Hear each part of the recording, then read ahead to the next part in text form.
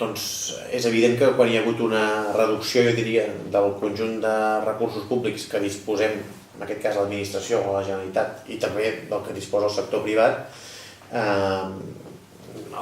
jo diria la família esportiva no n'hem pogut quedar al marge, és a dir, també hem vist d'alguna manera reduïda la bossa de recursos dels que podem disposar l'any 2013, l'any 2014, en relació si ho comparem amb el que podíem disposar fer 10 anys enrere, on la situació econòmica era una altra, i això doncs jo diria que té una part negativa, que és evident, tenim menys recursos, però té una part potser positiva, que és que ens obliga a tots a repensar com amb menys diners seguim enfortint en la pràctica de l'esport a Catalunya. En el cas de la vela, jo diria que això ha sigut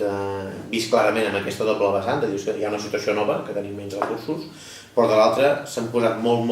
a les piles a l'hora de cercar altres fonts de finançament. En aquest sentit, jo crec que la Federació Catalana de Vela, i també altres federacions, però com que estem parlant de vela, doncs crec que és important que ens centrem en ella, han sabut d'alguna manera optimitzar molt els recursos dels que disposen, dir, escolta, tenim aquests diners, per tant són aquests i no uns altres. Malgrat aquesta utilització o aquesta reducció de diners han seguit fent l'activitat, és a dir, no només no han deixat de fer activitat, sinó que l'han incrementat, amb molts bons resultats esportius dels regatistes catalans, i a més, el més important, han sabut buscar noves fonts de finançament. Suposo que us n'han parlat, però és destacable perquè és novedosa absolutament pel que fa a una federació,